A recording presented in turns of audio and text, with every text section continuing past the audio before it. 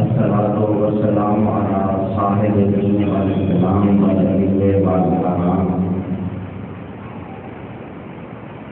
والحق والبیان والشریعت والاسلام والصلاۃ والقیام والسجود والقیام والشریعت والاسلام والمحبت والعرفان والحجت والبرہان والکتاب والقرآن وسیدنا ومولانا ونبینا وشفیعنا حبیب قلوبنا جد الحسن والحسین ابی القاسم محمد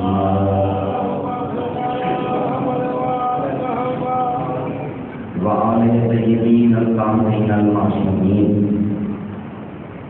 ولعنۃ اللہ علی اعدائہم اجمعین. اما بعد فقد قال اللہ سبحانہ وتعالی فی کتابہ المجید والفرقان الحمید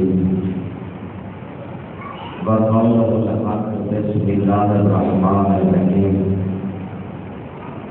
اولم یروا الی ما خلق اللہ من شیء یتفیأ ظلالہ عن الیمین والشمائل بلند سے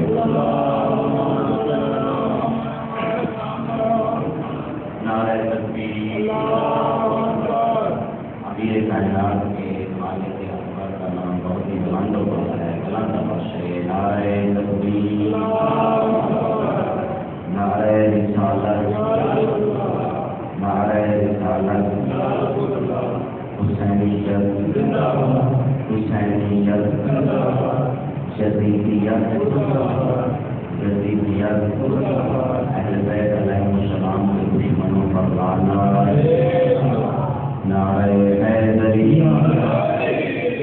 بلند آواز سے نعرہ حیدری، بلند آواز سے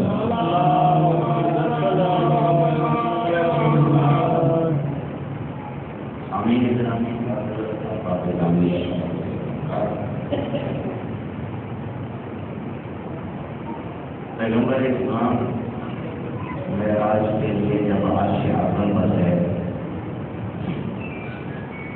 تو جیسے ہی پیغمبر اسلام چوتھے آسمان پر پہنچے تو ایک فرشتے کو دیکھا جس کا ایک ہاتھ میں ہزاروں ہاتھ تھے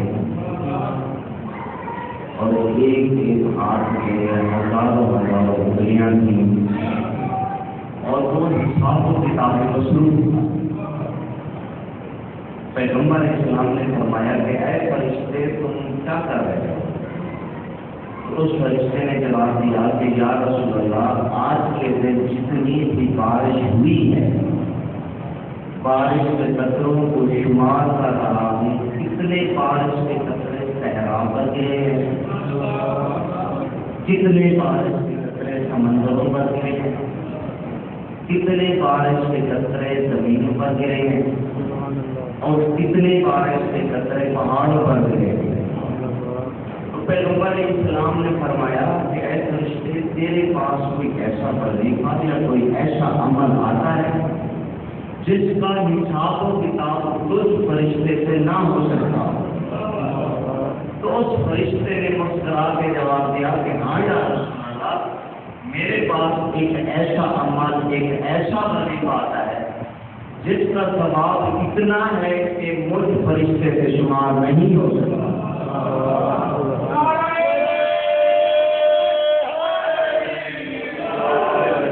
جس کا اتنا ثواب کہ مجھ فرشتے سے اس کا حساب و کتاب شمار ہو ہی نہیں سکتا. پیغمبر اسلام نے مسکرا کے فرمایا کہ وہ کون سا وظیفہ، وہ کون سا عمل جو تیرے پاس آتا ہے اس کا ثواب اس سے شمار نہیں ہو سکتا. باقی اس فرشتے نے جواب دیا کہ میرے پاس ایک ایسا عمل آتا ہے کہ جب تیرے بیٹے حسین کے ذکر میں چند مومن بیٹھ جاتے ہیں اور وہ آپ پر اور آپ کی آنکھ پر درود پڑھتے ہیں تو اس درود کا اتنا ثواب ہے جس کا حساب کتاب اس فرشتے سے شمار نہیں ہو سکتا.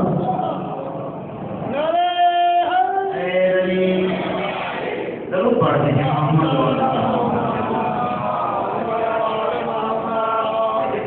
पढ़ने में कंजूसी का क्या है? दरूद बुलंद आवाज से पढ़ा करें कि दरूद पढ़ने की बड़ी फजीलत है। अच्छा, एक शख्स है पैगंबर इस्लाम के कहने लगा यार सबसे बड़ा बखील कौन है? पैगंबर इस्लाम ने फरमाया कि सबसे बड़ा बखील वो है जिसके पास दौलत है लेकिन नेक कामों में खर्च नहीं करता। इससे बड़ा बखील कौन है? तो रिसालत मार्ग ने मुझसे फरमाया इससे बड़ा बखील वो है जो दूसरों की दौलत को देख के हसद करता है। तीसरी मर्तबा साहिब ने पूछा कि या रसूल अल्लाह इन दोनों से बड़ा बखील कौन है? तो पैगंबर इस्लाम ने मुझसे फरमाया इन दोनों से बड़ा बखील वो है जो मुझ पर और मेरी आंख पर दरूद नहीं पड़ता।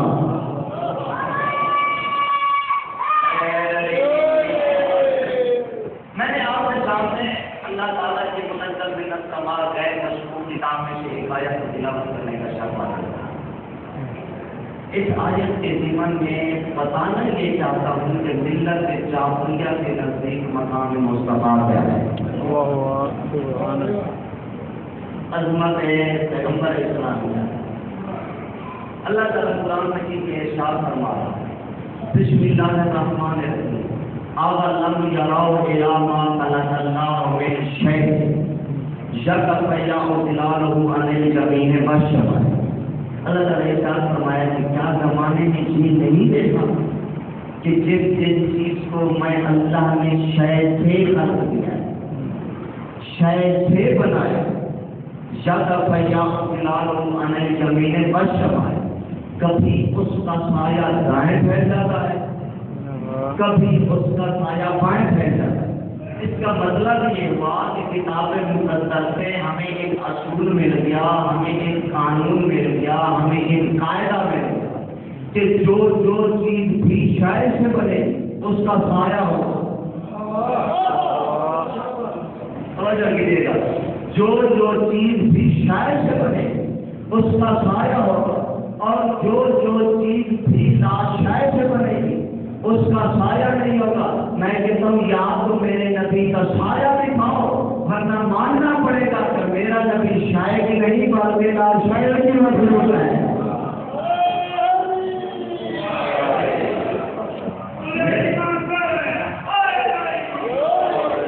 मेरा नबी शायद ही नहीं बल्कि आज शायद ही। देखिए हम हैं शायद खालिक। अच्छा, हकीकत होती है दो तरह, एक आलम खालिक, दूसरी है आलम आमर। आलम खालिक का ताल्लुक है हमारे साथ और आलम आमर का ताल्लुक है अंबिया के साथ।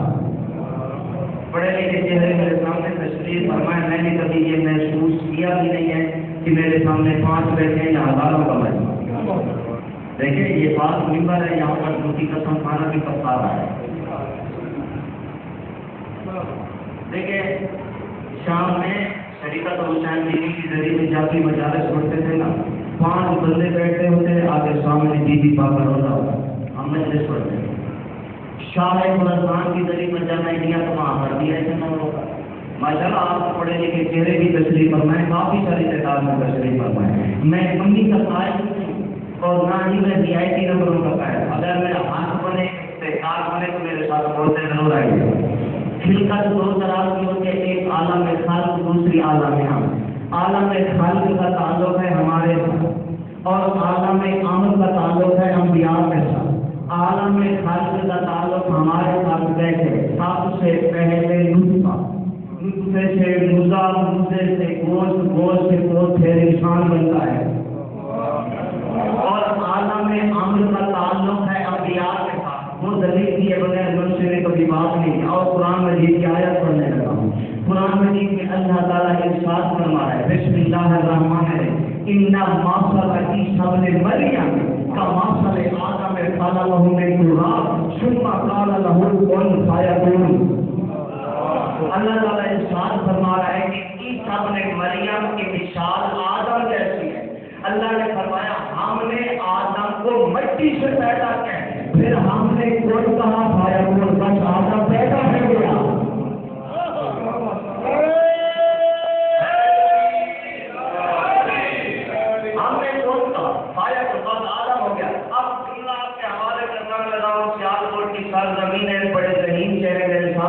तशरीफ फरमा है।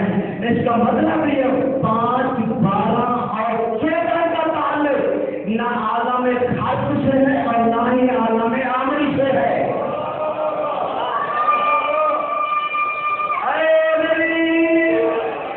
5, 12 और 14 का ताल्लुक ना ही आलम खल्क से है और ना ही आलम आमर से। क्यों?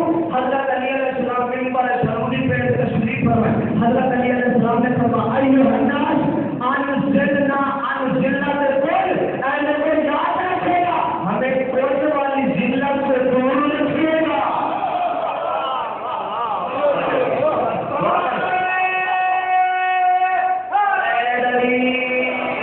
अभी एक बात कहना चाहता हूँ, हमें कोर्ट वाली जिल्लत से तो पता खड़ा हो गया कोर्ट वाली, हम तो कोर्ट से पैदा होने वाली चीज को फख्र महसूस करते हैं। आप कह रहे हैं कि कोर्ट वाली चीज से हमें क्या बचेगा? बोलो देखें, हज़रत अली अलैहिस्सलाम ने फरमाया कि आदम से लेकर